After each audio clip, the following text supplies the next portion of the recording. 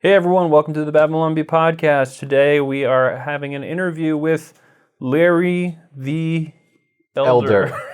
The almost governor of California. Almost governor of California. We got to introduce him like that. He's also an accomplished radio host. And he's been on the radio for years. He's wrote a book. He's a great guy. We had a really fun time talking to him. It's like when on the Babylon Bee, whenever I say Hillary Clinton, I say failed presidential candidate Hillary Clinton. That's always how I just introduce But he was her. almost governor, I feel like. Almost governor. If the media had not called him the blackface of white supremacy, I think he would have won. So this is a real treat. Larry Elder was just great to talk to. He's awesome, yeah. We had a really fun time talking to him. He brought us on his show later in the week. Yeah. He's a great guy. It's full of jokes and it's full of yokes, as you will see at the end of the podcast. There is a special treat for you if you hang in there till the end. So let's talk to him. Larry Elder, of course, you can check him out everywhere. He's like more famous than us. I feel weird. The Larry Elder Show on Salem Radio, yeah. The Larry Elder Show, check him out. He's got all kinds of stuff you can check out.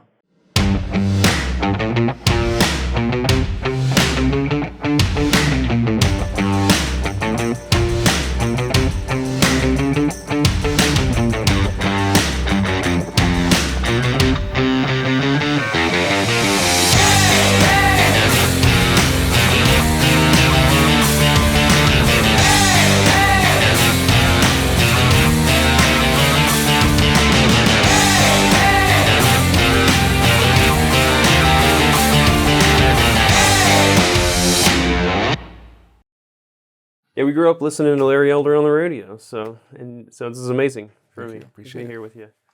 So you've been radio host since 1993. Right? I think radio 1994, and I've done TV since 1986. Yeah. In fact, I started in TV before radio. Yeah.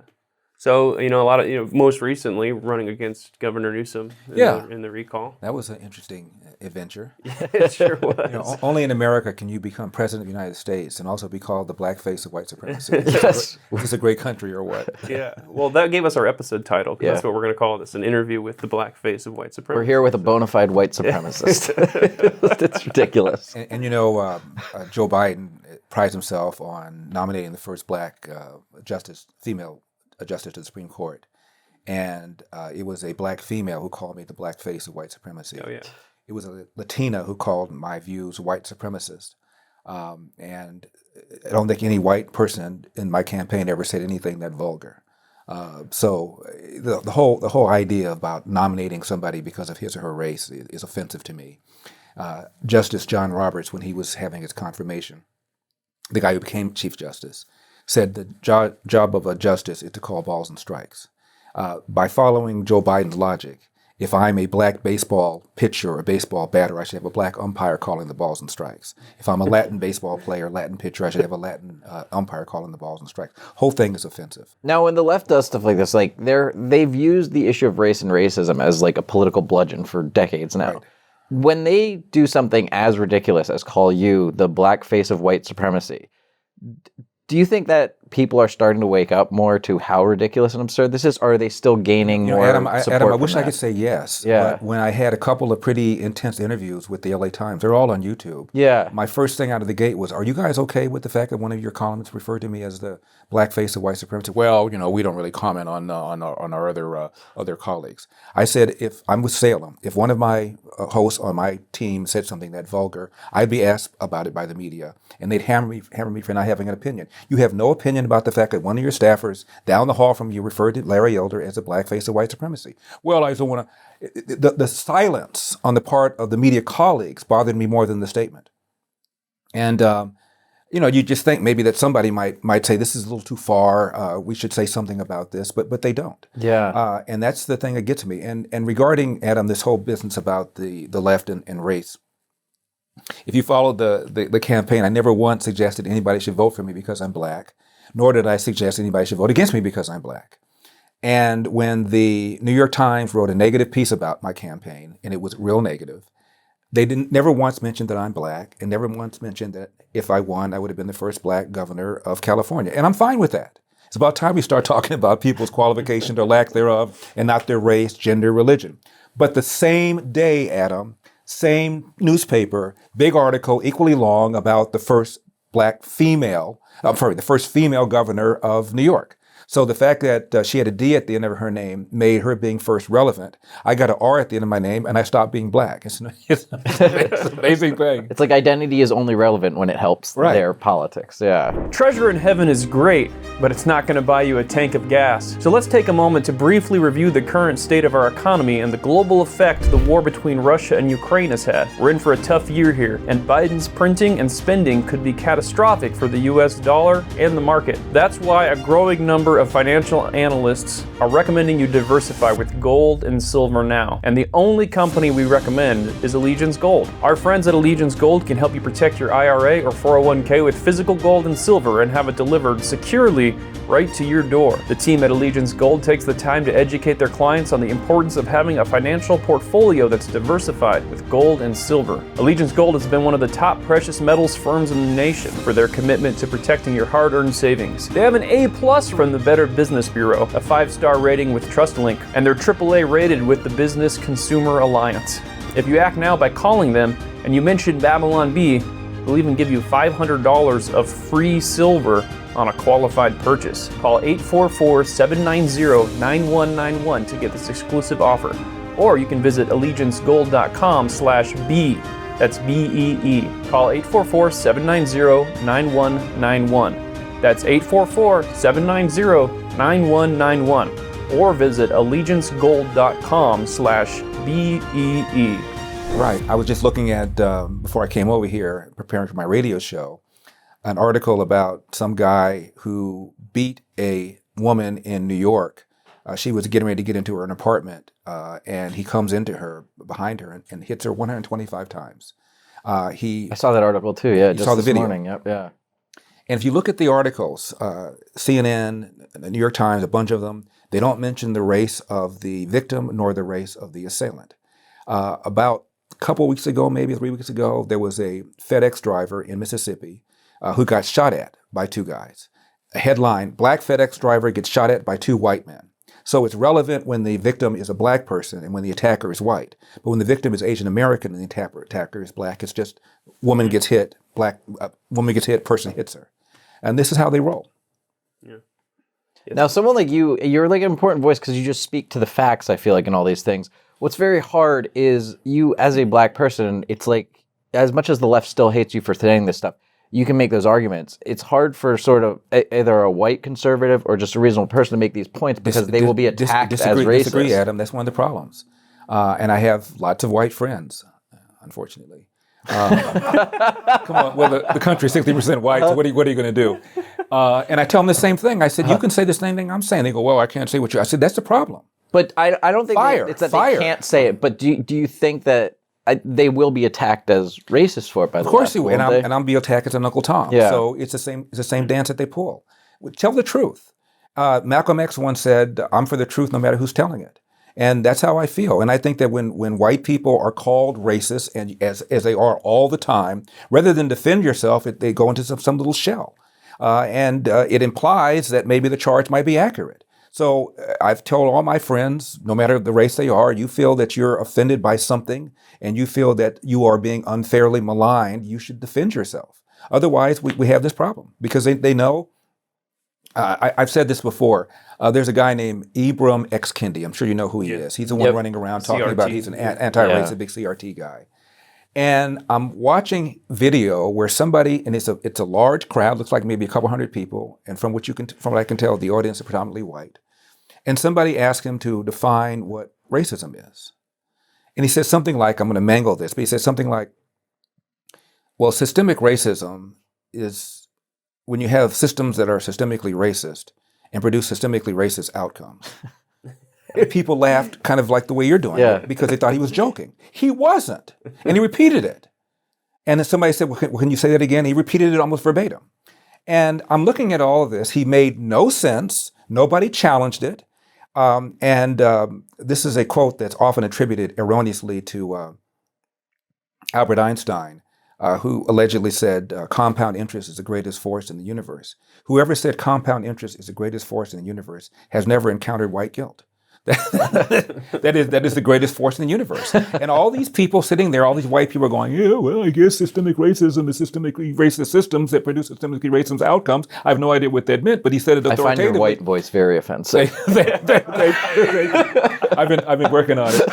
I knew I was coming here. I gotta have new stuff. And have you heard Richard, the comedian? Pryor. Richard Pryor, thank you. Yeah. Richard Pryor's white voice. Yeah. And Eddie Murphy's. I think mine's at least Yes. good. But they just sat there and took it. And it was just the most ridiculous thing. And this whole systemically racist thing. I mean, Barack Obama got a higher percentage of the white vote than did John Kerry 4 years earlier. When he walked into the Oval Office the third week of January 2009 for his first year, his approval ratings had gone up to 70%. I mean, the guy won with 52%. So a whole bunch of people suddenly began to pull for him, even though they didn't vote for him. And now we're talking about systemic racism. It's absurd, and he knows it's a lie. That's what really bothers me about him. If he and I were having a private conversation here, I bet you he and I, if he were being honest, would complete each other's sentences. When I first saw him, it was in Boston, 2004. I was covering the convention when John Kerry got nominated. So this black guy with funny ears and funny name comes out and gives his speech, and he brings down the house. I turned to my producer and I said, I don't know who this guy is, but someday he's going to run for president, and someday he's probably going to get elected. It wasn't until a couple years later that he announced for presidency. He's on 60 Minutes giving his first interview. Am I talking too much?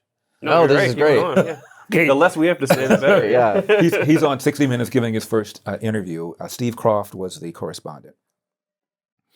And he said, Obama was not at the time the front runner, but he was gaining on Hillary, otherwise he wouldn't have had him on.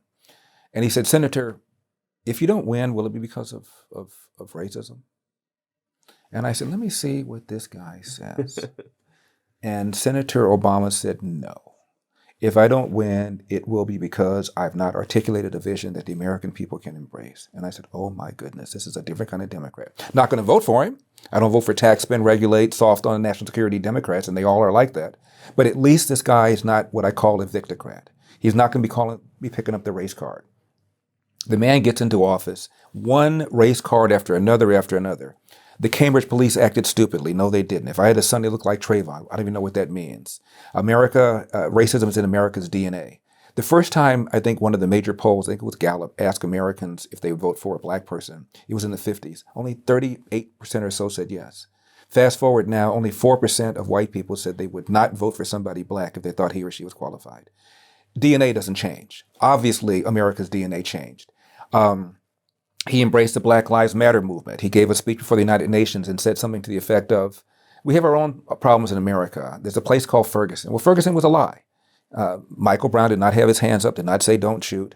The whole idea that the Ferguson PD was systemically racist is a lie.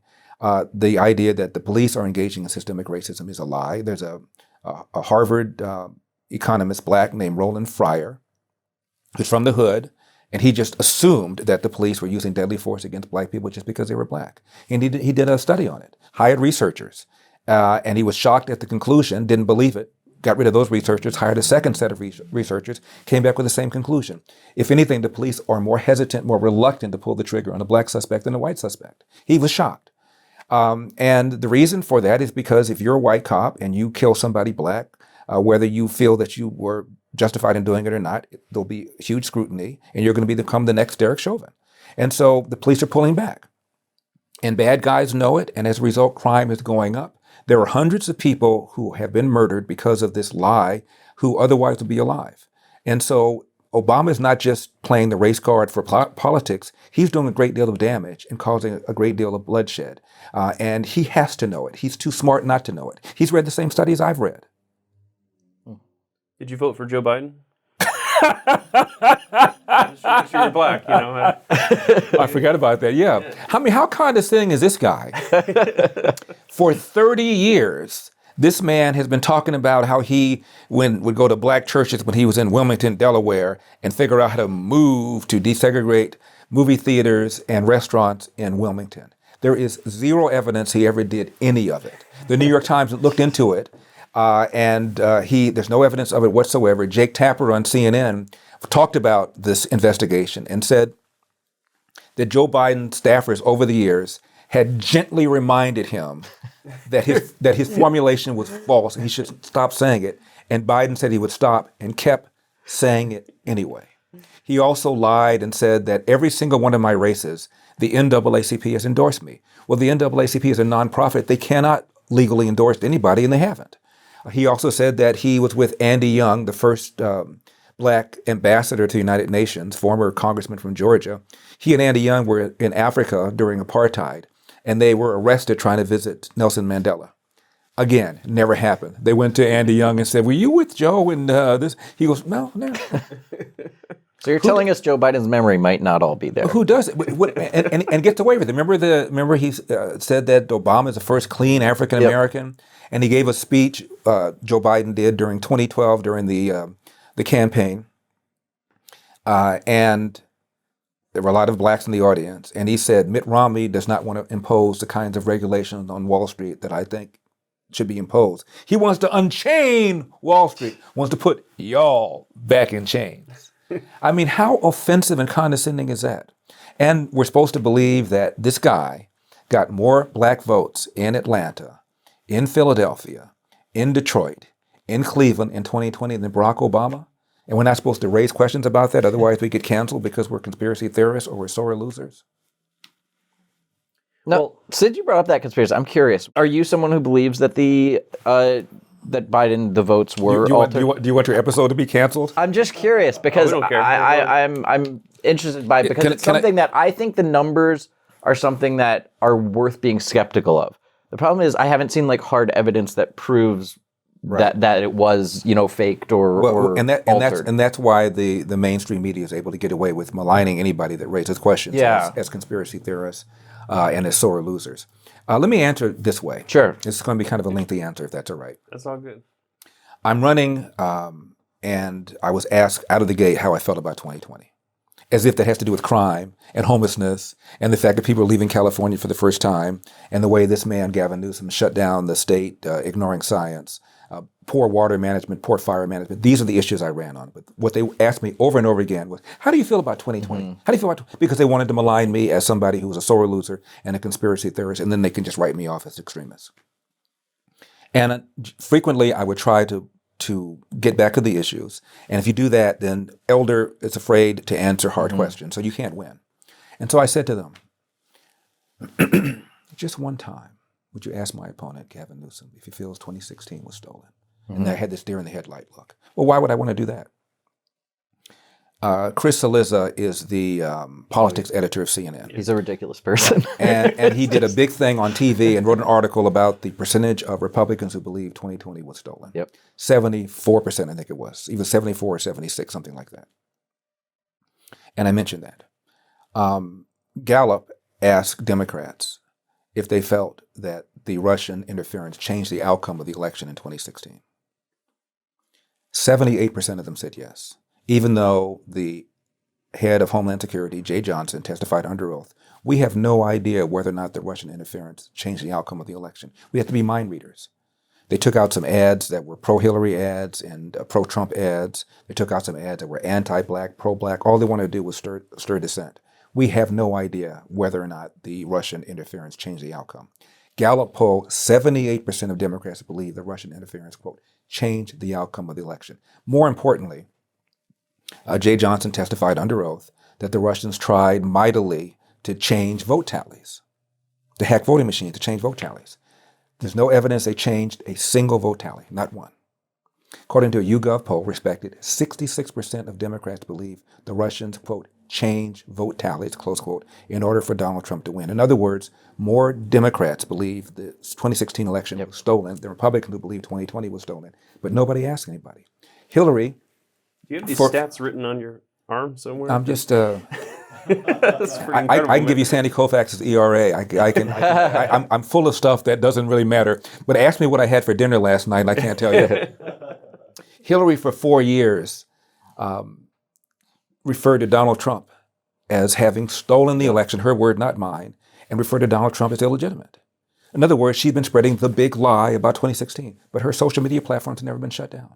But Donald Trump, the former president of the United States, can't go on social media and communicate, but Hillary can. It's outrageous. outrageous. Yeah. Now, about 2020, several things. The first thing is that Donald Trump had negative news his whole presidency. I think ABC, NBC, CBS, according to some study Media Research Center did, 90% or so of the news of Donald Trump was negative. Best economy ever. The borders were secured. Inflation was negligible. Got us out of a bunch of bad things like the climate change accord and the Iran deal. And his coverage was 90% negative because they didn't like him as a person. He sent out bad tweets and he insulted people and they thought he was a racist. The 2.5-year collusion thing proved to be complete BS. Yep. And for God's sake, the Hunter Biden story that broke a few days before the election was not only suppressed, but the New York Post couldn't even retweet their own article because they were banned from Twitter. Even the CEO of Twitter at the time, Jack Dorsey, admitted later on they shouldn't have done this. So those things alone. Then you add other things. In Pennsylvania, they use COVID as an excuse to accept ballots beyond the deadline. 2 left-wing professors, Alan Dershowitz and a guy named Jonathan Turley, who teaches at George Washington University, Dershowitz, of course, Harvard. Both of them said that this was wrong, and Alan Dershowitz predicted on television that the U.S. Supreme Court would take up the Trump challenge to Pennsylvania and that he would win the case. Well, the Supreme Court didn't take up the challenge, and Donald Trump didn't win the case, but you have 2 bright left-wing professors, both of whom voted for Obama twice, saying this. That's Pennsylvania. Wisconsin. The Donald Trump lawsuit against Wisconsin, largely because of the drop boxes that were used all over the state, went all the way up to the Wisconsin Supreme Court. And they ruled 4-3 against picking it up on procedural matters. But there were 3 dissents, one filed by the Chief Justice of the Wisconsin Supreme Court. And she said that there was no law that allowed all these drop boxes to be put all over the state. And then you look at Michigan. The Michigan Supreme Court did not take up the appellate case, but the appellate case was ruled 2-1, again, on procedural grounds, not to take up the case, but there was a dissent filed saying that the Secretary of State in Michigan used COVID to mail in applications for mail-in ballots to every registered voter, whether the voter requested one or not. And the dissent said this was illegal. My point is, you got 3 very closely contested states. The courts could have gone the other way. And had they gone the other way, just those 3 states alone, Donald Trump would have won clearly. There's a political analyst on MSNBC, Hee-Haw, which is what I call it, named Steve Kornacki. And he said 40,000 votes in 3 states would have shifted the vote to Donald Trump clearly. So, yeah, I think there were shenanigans that were going on. And I read Molly Hemingway's book called Rigged about the $419.5 million that Zuckerberg spent to get out the vote when he was spending it craftily to make sure he got out the vote in areas that would help Democrats and hurt Donald Trump. You add it all up. And finally, one more thing I'll say. There's a documentary that's going to be coming out soon called 2,000 Mules. It's being produced by Dinesh D'Souza. And I've seen some footage of it. And he's got people on tape in various cities like Philadelphia, Atlanta, Detroit, Cleveland, very important cities. Ironically, all of whom have a lot of black voters who vote for Joe Biden. And he's got people on videotape going from drop box to drop box to drop box with a stack of ballots, stuffing them. Now, I have no idea whether or not there was enough to change the outcome of the election, but to say this was the safest, cleanest election ever, which is what the left says, it's horse bleep. Well, it's really discouraging here in California. You know, what was it? 60% voted no on the recall. And we see the mail-in ballots going to everybody in the state. And I just don't know how you overcome that kind of massive voting turnout. And I've never said that I thought my election was stolen. I never said that I thought it was corrupt. But I will tell you, it's amazing to me that he can be underwater on virtually every issue: crime, homelessness, the quality of our public schools, the way he shut down the state, ignoring science, had his own kids enjoying in-person education. And yet he ended up winning the recall by the same margin as he won his election. However, he spent 50% more per vote to keep his job than he did to get his job. He spent about $9 per vote to keep his job. He spent about $6 per vote to get his job. I spent about $5 per vote. And as you know, it was a 2-step deal. The first part is 50% plus one of the voters had to vote to recall him. And the second part is whoever got the highest number to replace him would become governor. I got 49% of the vote. That was more than the other 45 people on the replacement side combined. I raised in 7 weeks, because I got in with just 8 weeks left. I wasn't trying to be strategic. I didn't know if I wanted to do it. I never run for anything before. Third grade class president. Yes, I won that race. Did you? Yeah. Was it rigged?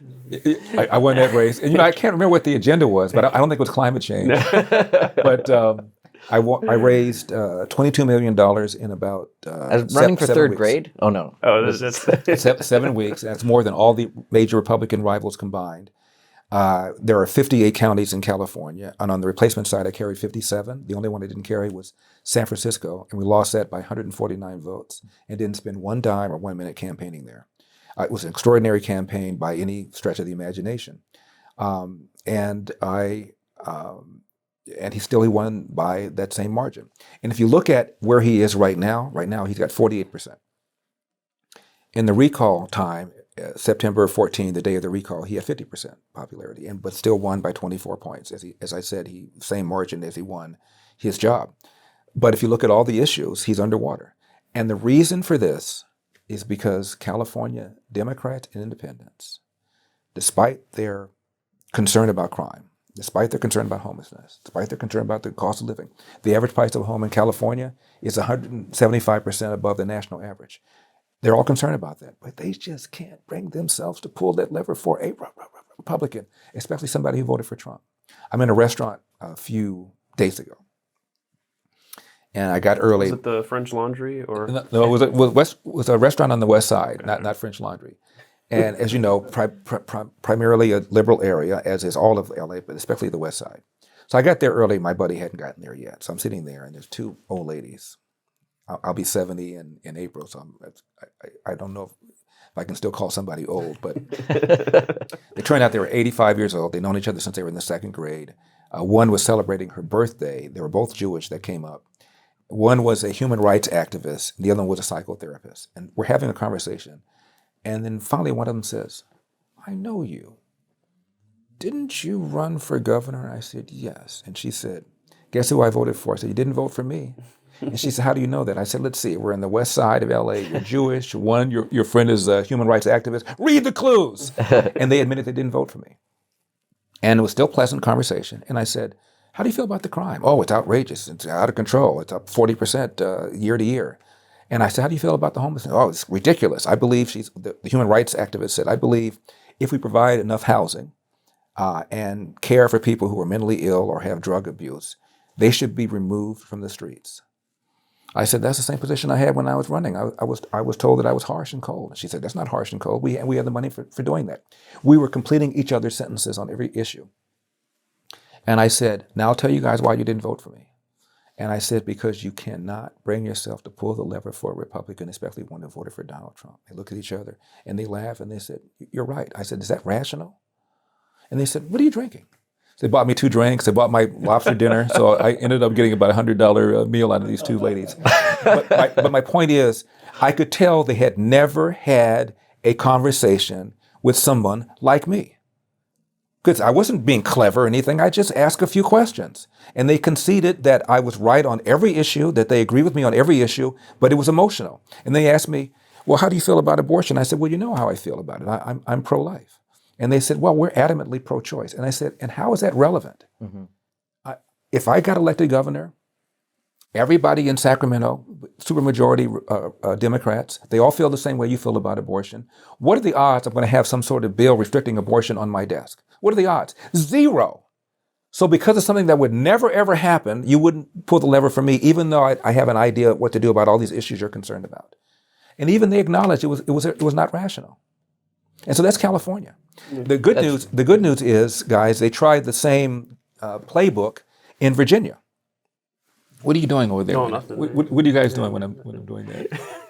It's our notes. Looking at the okay, Larry covered there. Larry covered yes, there. Larry exactly. Covered there. So censor that.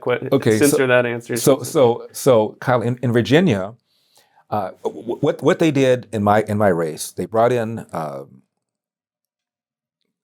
Bernie Sanders cut a commercial. Stop Republican takeover. Barack Obama cut a commercial. Stop Republican takeover. Warren Stop Republican takeover. I could tell he was scared when he was getting Obama to come in. Yeah. And then Biden flies in and campaigns with them, and they said, I think Biden said, Larry Elder is more Trump than Trump, whatever that means. And they never said anything like this.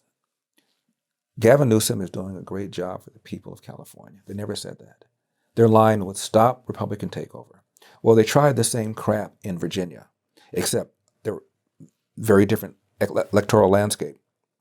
Here in California in 2003, when Arnold Schwarzenegger won the first and only successful recall election, since then, there are now 5% more registered Democrats. There are 50% more registered independents, and independents in California vote Democrat. Even the New York Times said that.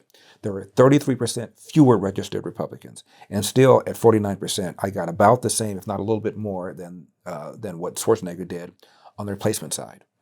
But in Virginia, the electoral map is very different, and the Republican and Democrat had to debate. I tried to get Gavin Newsom to debate me, and of course he wouldn't do it.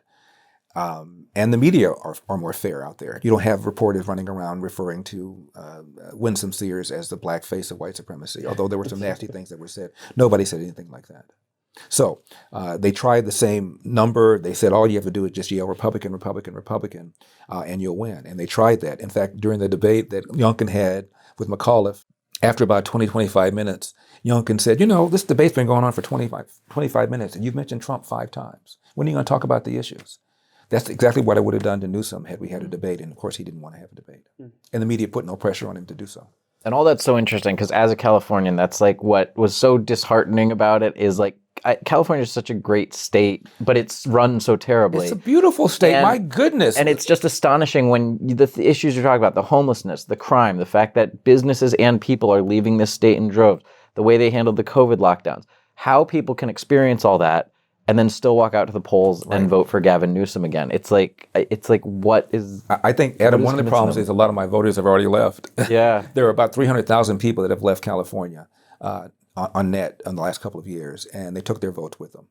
I'm not saying all of them were Republicans, but a lot of them probably were. So along those lines with people leaving, do you think there is ever any hope for California turning red again, or a Republican winning a major office here? Is there any optimism? To paraphrase Adam, exactly how effed are we? Yes, exactly. How bleeped are we? Adam, it's bad. I've said this on the campaign because what you're asking, of course, is a $64,000 question. What does it take? And it'll take California, like a drug addict, to hit rock bottom. What's rock bottom? Rock bottom is when a homeless guy takes a dump on your front lawn, provided your front lawn is in Malibu or Hancock Park or Beverly Hills. And that's starting to happen. You heard about that music mogul, Motown music mogul, whose wife was murdered in Beverly Hills. He's in his 80s. So if I go take a dump in front of rich people's homes, will it help us take back California? There are some sacrifices we all need to make. The fact that you didn't do that is why I lost.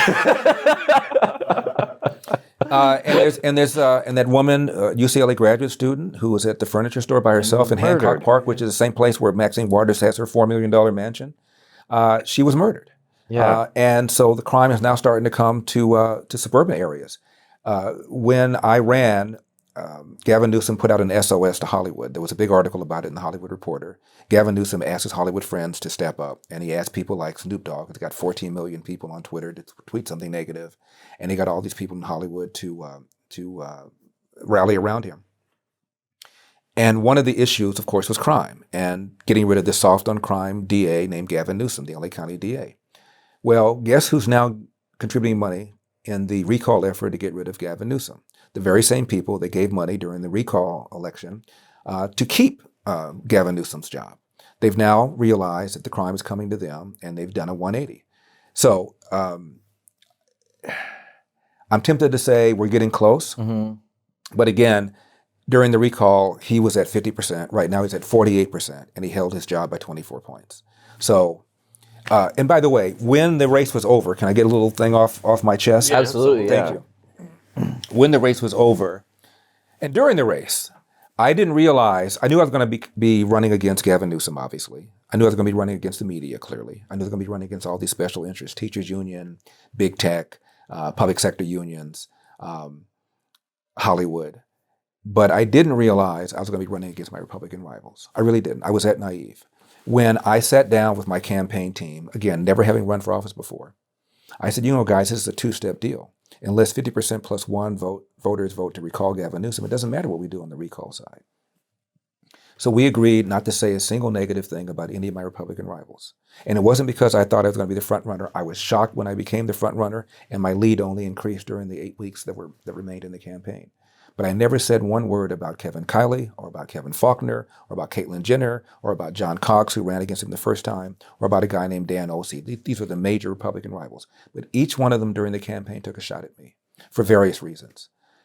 And when the race was over, a reporter from the UK Spectator, which is a conservative newspaper, one of the oldest, by the way, in the world, oldest conservative newspapers in the world, he comes to LA and he sits down with me. We have a long interview. He interviewed virtually every one of my Republican rivals, and they all had criticisms. Elder was too in bed with the pro-life movement. Elder embraced the evangelicals, turned off Californians.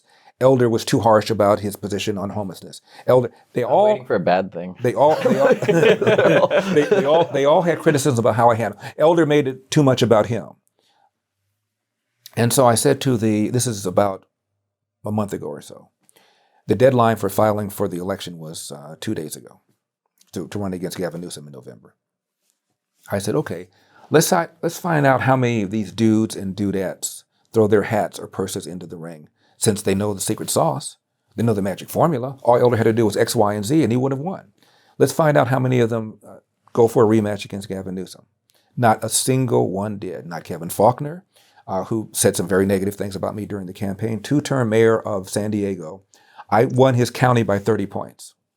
Not Kevin Kiley, who ultimately said some negative things. He's a very, very bright assemblyman, wrote a book about why Gavin Newsom should be recalled, which I read thoroughly during the campaign. He decided to run in the recall election. He lost Sacramento County by about 20 points. Caitlyn Jenner, who has higher name recognition than I did, also urged me to drop out of the race because of some allegations somebody made. I think she got 2% of the vote. None of the people that criticized me during the campaign and after the campaign and said all Elder had to do was X, Y, and Z, none of them decided to run again. Pourquoi? Because we ran a really good campaign and they know they couldn't have done any better. Now that the campaign is over, will you say one negative thing about each of your Republican opponents? I just did. Now, I would ask a question that I think is on a lot of By the way, I'm writing a book about the campaign, and I am talking about some of the things that they said. But I didn't say one word during the campaign, and I stuck to that. Coming up next, for Babylon Bee subscribers. I'm not playing this game to put us into a circular firing squad that'll give Gavin Newsom tape to use against me. I'm not doing that. I have an important question that I think was on a lot of people's minds. Does Relief Factor really work? Are you ever going to flee California? Was saying goodbye to my campaign staff. And that's when it got to me. That's when I started crying. So what was it like to actually be attacked by a deranged liberal woman throwing eggs? You get to add one book to the Bible. What is it? Wow. This has been another edition of the Bee Weekly from the dedicated team of certified fake news journalists you can trust here at the Babylon Bee. Reminding you that fake news of the people, by the people, and for the people shall not perish from the earth.